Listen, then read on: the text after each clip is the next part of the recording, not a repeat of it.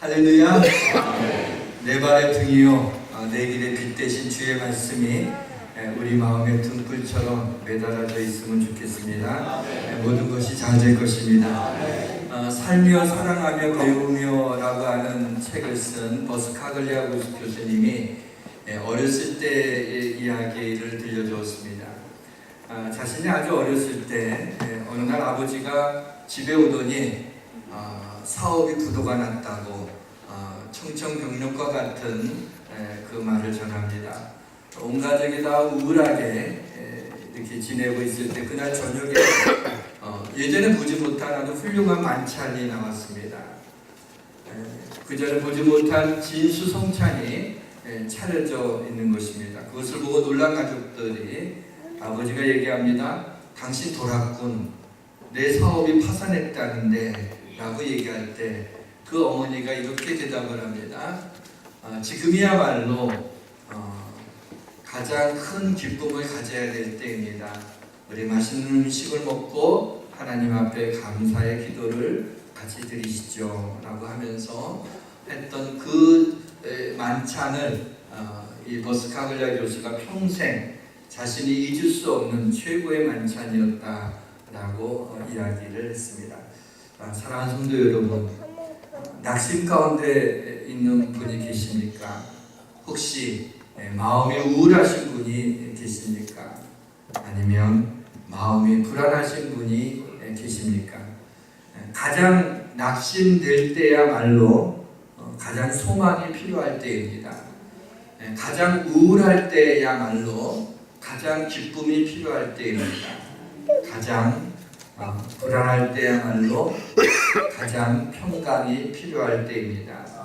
로마서 15장 13절에 보면 소망의 하나님이 모든 기쁨과 평강을 믿음 안에서 너희에게 충만하게 하사 성령 안에서 소망이 넘치게 하시기를 원하노라 라는 말씀이 있습니다. 사랑하는 성도 여러분, 하나님께서 이 시간 기쁨과 평강을 믿음 안에서 우리에게 충만하게 하시고 성령의 능력으로 우리에게 소망이 넘치게 하시기를 주님의 이름으로 축원합니다. 오늘 본문을 담고 있는 누가복음 15장은 잃은 양의 비유, 잃은 드라크마의 비유, 그리고 잃은 아들의 비유가 연속적으로 나와 있습니다. 이 세 비유는 잃어버린 영혼에 대한 하나님 아버지의 애타는 심정을 고스란히 표현하고 있습니다. 잃어버린 양에서 그 양도 소중하고 잃어버린 드라크마에서 그 은전도 소중하지만 잃어버린 아들의 비할 바가 되겠습니까? 잃어버린 아들의 비유는 돌아온 탕자의 비유로 알려져 있습니다. 하나님의 애타는 마음이 잃어버린 아들의 비유를 통해서 하나님이 우리 인간의 마음을 뚫고 들어온 것입니다. 이 비유는 전도를 하도록 하기 위한 그런 본문으로 많이 인용되곤 합니다.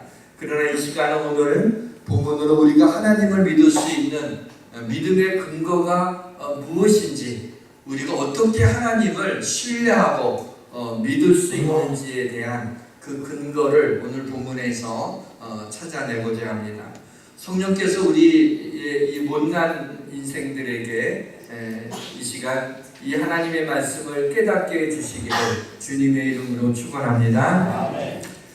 잃은 아들의 비유를 돌아온 탕자의 비유라고 하는 이유는 이 집 나간 둘째 아들이 방탕한 삶을 살았기 때문입니다.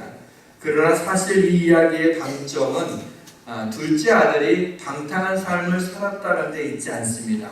이 둘째 아들을 기다리는 아버지의 마음의 방점이 찍혀 있는 것입니다. 이야기는 이렇게 시작됩니다. 둘째 아들이 어느 날 아버지에게 나오더니 아주 맹랑하게 이런 말을 합니다.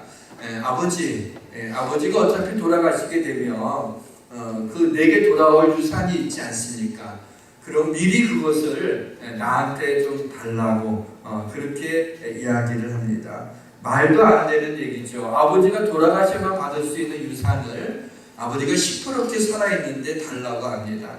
근데 무슨 연유에 있었는지 아버지는 선선히 이 둘째 아들에게 그가 받아야 될 분깃을 나누어 줍니다.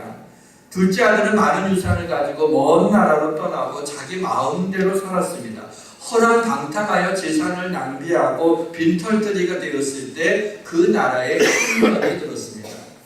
10년이 들었으니까 어떻게 더 먹을 것들이 없어지게 될 때 어떤 사람의 일꾼으로 들어갔는데 그 사람이 돼지 치는 일을 하게 했어요. 돼지는 이스라엘 백성들이 제일 불결하다고 하나님께 저주받은 짐승으로 알아서 돼지고기를 먹지도 않는데 돼지 치는 일을 한다는 것은 가장 하층민들이 하는 그런 비참한 일이었습니다.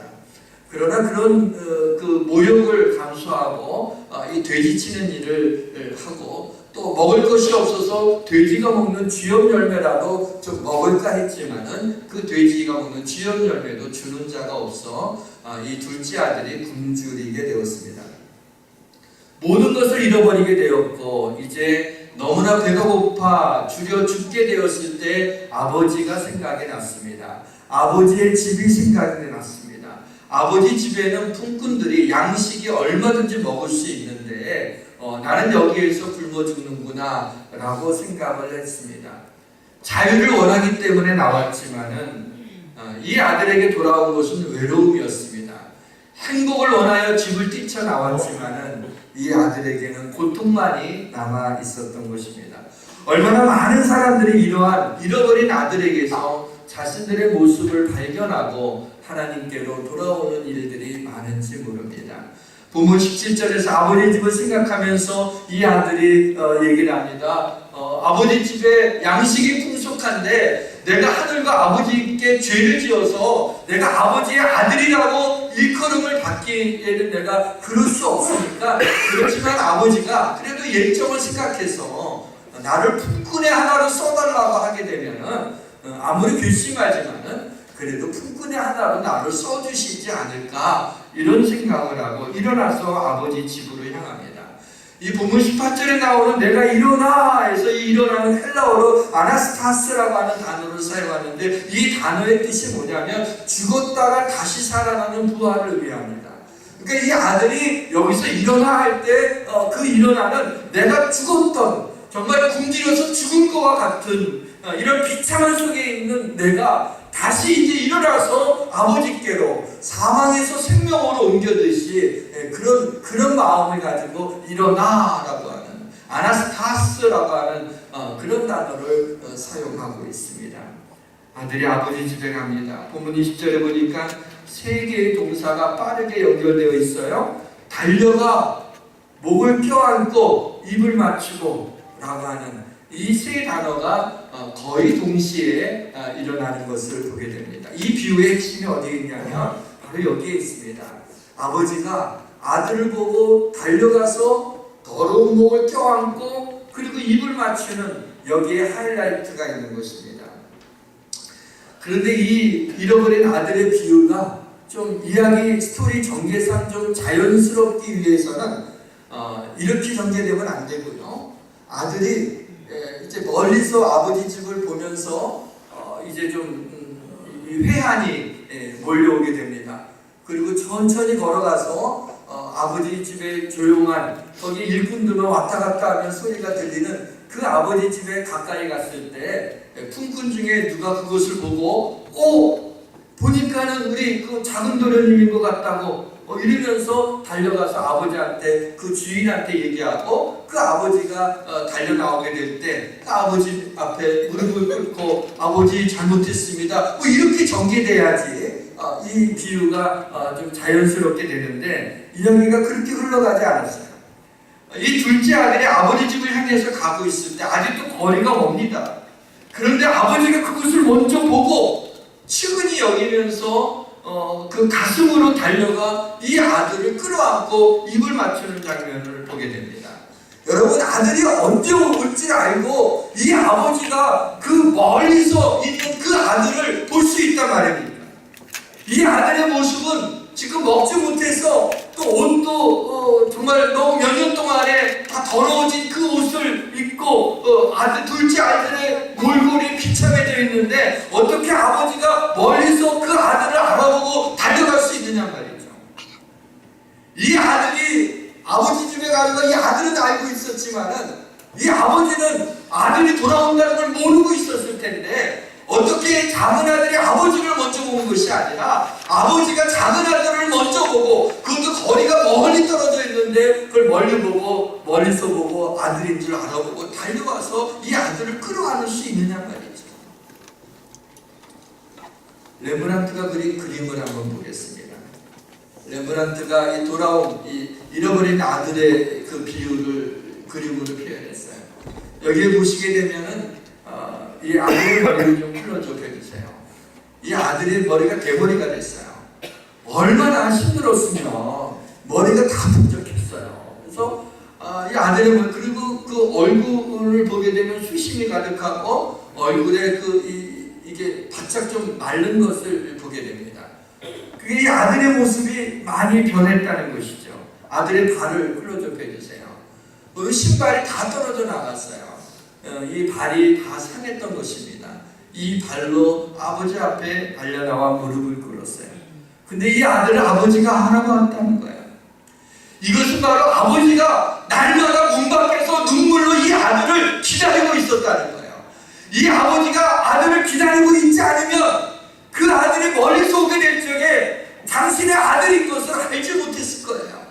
그러나 이 아버지는 그 아들이 반드시 돌아올 것을 믿고 있었고 그래서 멀리서 그 아들만 눈이 빠지게 기다리고 있었던 거예요. 29절에 보니까 우리가 오늘 본문에 너무 길어서 들어가지 않았지만 여기에 이 맏아들이 이런 얘기를 해요. 내가 여러 해를 내가 아버지 곁에서 섬기고 순종했는데 왜 나한테는 내 친구들과 더불어서 즐길 수 있는 염소새끼 한 마리 주지 않으면서 아버지 재산을 갖다가 다 탕진하고 저렇게 그 방탕에서 청년들과 함께 지냈던 저 못된 저 동생 저놈한테 어떻게 송아지를 잡아줄 수 있느냐고 불평하고 있는 이 맏아들의 모습이 뒤에 나오게 되는데 여기에서 맏아들이 뭐냐면 여러 해 동안 그랬어요. 여러 해 동안이나 내가 아버지 밑에서 이렇게 섬기지 않았습니까? 이 얘기는 작은 아들이 여러 해 동안이나 이 아버지를 떠나 있었다는 얘기예요. 그런데 이 아버지가 며칠이 아니라 몇 달이 아니라 여러 해 동안을 바로 문 밖에 서서 이 아들이 언제 돌아올지를 기다리면서 언제나 눈물 지으면서 기다리고 있었다는 그 이야기가 되는 것을 알 수가 있습니다. 이 아버지는 언젠가 반드시 이 둘째 아들, 내 아들이 돌아올 걸 알았어요. 이 아들이 유산을 달라고 할 때 그 많은 재산을 띄워주면서도 그러면서도 그 재산이 이 둘째 아들이 전부 다 허비할 거라는 것도 아버지는 알고 있었어요. 그렇기 때문에 이 아버지는 다시 얘가 굶주려서 죽을 지경이 되게 되면 다시 돌아오겠구나. 그래서 문 밖에 서서 기다리고 있었던 것입니다. 저는 이 말씀을 보다가 우리 성도들 가운데 아직 믿지 않는 그러한 자녀들이 있는 가정도 있고 믿지 않는 부모가 있는 가정도 있고 믿지 않는 아내나 남편이 있는 가정이 있는 것을 보면서 그렇다면 바로 이러한 가정들의 우리의 사랑하는 가족들도 반드시 하나님 앞에 돌아올 것이라고 하는 확신이 생겼어요. 그리고 나 떠오르는 성경 구절이 주 예수를 믿으라 그리하면 너와 내 집이 구원을 얻으리라. 이 말씀을 떠오르면서 사랑하는 성도 여러분, 아직 여러분들에게 믿지 않는 자녀들이 있으니까 이제 이 자녀들이 하나님께 돌아와 하나님께 영광 돌리는 삶을 살 줄 믿으시기를 바랍니다. 아직 믿지 않는 여러분의 남편이나 아내도 곧 하나님께 돌아와 믿음을 가지고 같이 손잡고 기도하고 하나님을 찬양하는 날이 올 줄 믿으시길 바랍니다. 이것을 믿고 이 아버지처럼 날마다 문 밖에서 기다리듯이 우리가 하나님 앞에 날마다 기도하게 될 때 하나님이 우리 기도에 응답하시는 이 작은 아들이 반드시 돌아올 것처럼 우리의 가족들도 우리의 가까운 친구와 친지들도 다 하나님께로 돌아올 줄 믿습니다. 아버지는 뛰어가고 아들은 고개를 떨구고 천천히 걸어오는 장면이 연상이 됩니다. 아버지가 달려가서 이 더럽고 지친 이 아들을 치근히 여기면서 목을 끌어안고 입을 맞춰요. 아무런 말이 필요 없습니다. 아버지는 이 아들을 책망하지 않았습니다. 그동안 어떻게 지냈는지 궁금했겠지만은 어떻게 지냈냐고 물어보지도 않습니다. 아마 이 아들은 이랬을 거예요. 아버지가 막 달려오는 것을 보면서, 아버지인 것을 보면서 어쩔 줄 모르고 있을 때, 그리고 움츠리고 있을 때 아버지가 달려와서 이 목을 끌어안고 입을 맞추면서 얼굴을 비비될 때 이 아들의 입에서는 아버지 잘못했어요. 내가 아버지와 아들에게, 하늘과 아버지에게 내가 죄를 졌어요. 그리고 나를 이제 아들이라고 내가 일컬음을 받지 못할 자격이 없으니까 나를 품꾼의 하나로 써주세요. 그 말을 하려고, 그렇죠? 그 생각을 했었으니까 그 말을 하려고 아버지 잘못했어요 라고 하는 순간에 저는 이 아버지가 이 아들의 입을 막으면서 필요 없다고, 더 말할 필요 없다고 그러면서 이 입맞춤을 계속하고 있는 이 아버지의 모습, 이 더러워진 지친 이 모습 그대로 받아주시는 이 아버지의 모습을 보게 됩니다. 아버지가 기다리고 있었던 것은 이미 용서하신 겁니다. 돌아오면 용서하겠다는 것이 아니라 이미 용서했기에 아버지는 문 앞에서 기다리며 이 아들이 오게 되었을 때 그 아들이 너무나 반가워서 껴안는 것을 보게 됩니다. 예전에 전봇대가 나무로 되어 있는 전봇대, 그것이 상상이 되시는 분은 좀 오래되신 분들입니다. 나무로 전봇대가 되어 있었는데 그 전봇대에는 거의 이런 것들이 붙여 있었어요. 아무개야, 아버지가 다 용서했다, 돌아오라. 기억나십니까? 젊은 분이 왜 웃어요? 이거 알아요? 아버지가 다 용서했다, 돌아오라. 그게 전봇대마다 많이 붙어 있었어요. 우리 하나님께서 수많은 전봇대에다가 붙여놓고 이미 너를 위하여 십자가에서 내 아들을 고난받게 하고 피 흘려 죽게 함으로 너의 모든 죄를 용서해 주셨다고 그렇게 하나님이 말씀하시고 기다리고 계십니다. 아들도 너무나 힘든 시간을 보냈습니다. 그 많은 재산을 다 낭비하고 궁핍해져서 돼지가 먹는 쥐역 열매도 먹지 못할 정도로, 주는 사람이 없을 정도로 그렇게 이 아들이 비참하고 너무 고통스러운 시간들을 보냈어요. 그러나 그 아버지는 좋은 집에서 좋은 음식을 먹고 있었지만 이 아버지의 마음이 얼마나 큰 상처를 가지고 그 아들이 떠난 다음에 밥 한 술이라도 제대로 넘길 수 있었을까? 그것을 생각해 봅니다. 아마도 아버지는 이 아들을 기다리는 이 기다리는 힘든 그 시간보다도 아들이 이제 모든 것을 잃어버리고 혹시 굶고 있지는 않은지라고 하는 그 마음에 더 힘들지 않았을까? 이 아들이 힘들었던 것보다 몇 배나 이 아버지의 마음이 힘들고 눈이 눈물로 짓물러 있지 않았을까 생각을 합니다. 사랑하는 성도 여러분, 아직 확신이 없어 믿음이 흔들리는 분이 계십니까? 너무 헤매지 마시고 빨리 하나님께 돌아오십시오. 안 그러면 하나님 아버지도 힘들고 여러분도 힘드는 거예요. 하나님께 그냥 달려가야 되는데 그렇지 않으면 서로 힘든 거예요.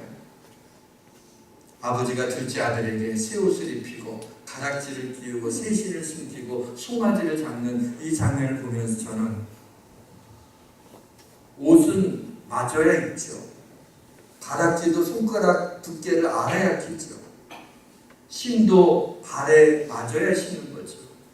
그러면 이 아버지는 새 옷과 가락지와 새 신을 이 아들이 돌아올 줄 믿고 준비하고 기다리고 있었다는 그런 얘기입니다. 미리 준비해 놓으신 거죠. 이 아들을 송아지를 잡아서 잔치를 벌이는 동네 사람과 불러서 내 죽었던 아들이 살아왔다고, 잃어버렸던 아들을 내가 다시 찾았다고 하면서 막 너무 행복해하는데, 이 아들이 아버지는 잔치하는 내내 그 시선이 어디가 있을까 생각했어요. 좋은 음식에 가 있지 않았습니다. 동네 사람들에 가 있지 않았어요. 이 아들의 아버지의 시선은 바로 그 아들, 둘째 아들을 계속 보고 있었어요. 이 아들이 잘 먹고 있나? 좋은 옷을 입고 어떻게 있나? 즐거워하나? 이제 힘들었던 것들은 다 지나갔나? 하면서 아들을 향한 그 시선을 의식을 합니다. 오늘 우리를 향해서 보여주시는 주님의 시선을 여러분 느끼지 않습니까? 재산의 상당 부분을 둘째 아들에게 주고 그것을 다 잃어버렸고 아버지가 이미 그것을 알고 있었는데, 그것은 마치 주님이 우리를 위하여 그 피를 흘리시며 낭비하신 것처럼 어쩌면 이 아버지는 재산을 낭비하고 있습니다. 그 둘째 아들을 기다리면서 여러 해 동안을 가슴앓이한 것을 보게 됩니다. 그러나 이 아버지의 지독한 사랑 때문에 우리가 하나님을 믿을 수 있는 것입니다. 하나님의 이 낭비하시는 사랑이 우리 믿음의 근거예요. 우리가 어떤 모습을 가지고 있든지 간에 아무리 몰골이 흉측하고 아무리 더럽고 아무리 장녀와 함께 즐기며 어떤 못된 짓을 한다 할지라도 우리가 일어나라 스타스 다시 일어나서 아버지 집을 향해 하나님 하고 우리가 하나님 앞에 우리가 나오게 될 때 하나님께서는 달려나와서 우리를 끌어안고 목을 맞추며 목을 끌어안고 입을 맞추며 잘 돌아왔다고 사랑한다고 얼마나 힘들었냐고 그렇게 안아주시는 분이 우리의 하나님이십니다. 우리가 그 하나님의 사랑 때문에 우리는 우리의 믿음, 그 하나님을 향한 신뢰와 믿음이 흔들리지 않고 내가 죄를 졌어도 내가 별 볼 일이 없어도 내가 그렇게 낙심하고 힘들지라도 그래도 우리는 하나님 앞에 나아갈 수 있는 이유는 여전히 우리의 상황과 상관없이 우리를 사랑하시는 하나님의 사랑 때문인 것입니다. 저는 이 비유를 한참 묵상하다가 보니까 이 비유가 예수님 당신의 이야기가 아닌가라는 생각이 들었습니다. 왜냐하면 이 아버지의 희생이 너무나 컸어요. 보게 되면 아버지가 종들도 여럿 있는 거 보게 되면 꽤 재산가인 것 같아요. 근데 이 아들에게 원래 아들이 둘이 있을 경우에는 맏아들에게 3분의 1을 주고 둘째 아들에게 3분의 1을 줍니다. 신명기에 나와 있는데 재산의 3분의 1이지만은 이 아버지가 큰 부자였기 때문에 상당한 액수를 이 아들에게 주면서 그것이 낭비될 줄 알았어요. 그것을 알면서도 이 아버지는 주었다는 거예요. 그 희생이 너무 크죠. 그러나 그것보다 더한 희생은 여러 해 동안을 이 집 나간 둘째 아들을 문 밖에서 기다렸다는 거예요. 레브란트의 그림을 다시 한번 보시죠. 여기 보면 아버지의 손을 보시길 바랍니다. 손에 블러드 되는데 손이 오른손과 왼손이 좀 다르지 않습니까? 하나는 남자 손이지만 하나는 여자 손이에요. 하나는 강하고 의로운 오른손이지만 하나는 뭐예요? 부드러운 여자 손이에요. 바로 이 아버지의 마음에 이 아들을 어머니와 같이 따뜻하게 보듬어주는 그런 손으로 이 아들의 등을 대고 있는 것을 보게 됩니다. 저는 이 그림을 묵상하다가 마치 하나님이 제 등에다가 손을 대고 있는 듯한 그런 느낌이 들어서 얼마나 그 은혜 가운데서 하나님 감사합니다 이런 고백을 하게 됐어요. 나의 등을 안겨주시는, 내가 지쳐서 쓰러졌을 때 나를 안아주시는 그 하나님의 사랑이 여기에 나와 있는 것을 봅니다. 아버지의 얼굴을 클로즈해 주세요. 아버지의 얼굴을 보게 되면 눈을 제대로 뜨지 못해요. 이 아들의 눈물로 짓물렸던 그 눈, 이제는 흘러져가는 그 눈, 이 아들을 보고 싶었던, 얼마나 보고 싶었었는지 이 아들을 보면서 살며시 눈을 감고 있는 아버지는 집 나간 아들을 잊을 수가 없었어요. 여기서 주님께서 왜 우리 같은 죄인을 위하여 그렇게 십자가에서 피를 흘리시며 우리를 위해 고난을 받으셨는지, 그 주님의 지독한 사랑, 그 하나님의 계산되지 않는 그 낭비, 그러나 나를 향하여 모든 것을 아끼지 아니하시고 그렇게 하나님이 사랑하신 거예요. 이사야 49장 15절에 보면 여인이 어찌 그 젖먹는 자식을 잊겠으며 자기 태에서 난 아들을 긍휼히 여기지 않겠느냐. 그들은 혹시 잊을지라도 나는 너를 잊지 아니할 것이라. 내가 너를 내 손바닥에 새겼다고 말씀하고 있어요. 젖먹이를 둔 엄마가 그 젖먹이를 한 시간을 잊어버릴 수 있겠어요? 잠을 자다가도 젖먹이가 울게 되면 얼른 깨어서 아무도 듣지 못해도 자기 아기 울음소리는 다 듣잖아요. 그런데 혹시 정신 나간 엄마들이 있어서 가끔 방송에 나오잖아요. 그 젖먹이를 잊어버리고 띄워놓고 도망가는 그런 이상한 엄마들도 있지만, 혹시 잊을지라도 나는 너를 잊지 않겠다고, 내가 너를 내 손바닥에 새겼다고 하나님이 항상 우리를 잊지 않고 사랑하시겠다는 겁니다. 이 아버지가 얼마나 큰 대가를 치르고 둘째 아들을 품에 안은 것인지 모릅니다. 그래서 아버지는 아마 어쩌면 더 이 아들이 귀했는지도 모르겠어요.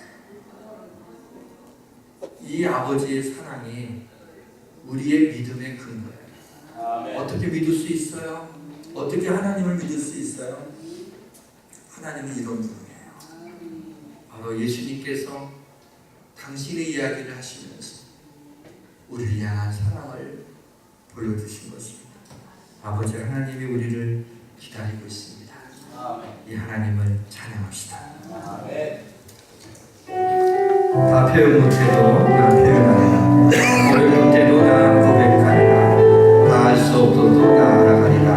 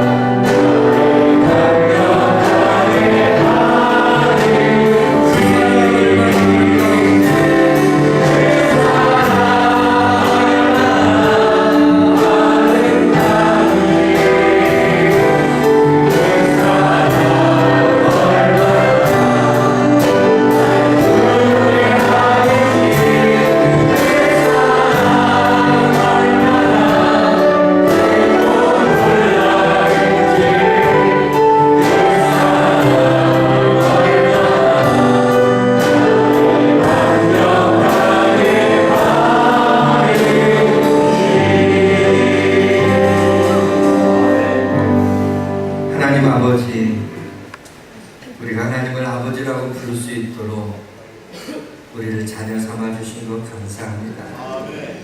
하나님, 오늘 둘째 아들의 비유에서 이 아버지의 사랑이 얼마나 크고 놀라운지, 그 사랑이 나를 얼마나 감격하게 하는지를 하나님, 이 주님의 짧은 비유를 통해서 우리의 굳어진 마음을 두드려 주셔서 감사합니다. 하나님, 이 아버지의 사랑이 하나님의 나를 향한 사랑임을 믿고, 또 우리 주변에 알지 못하는 주님의 이 하나님의 놀라운 사랑을 알지 못하는 그 영혼들을 하나님, 우리 가족들을 하나님께 다 돌아오게 하여 주옵소서. 예수님의 이름으로 기도합니다.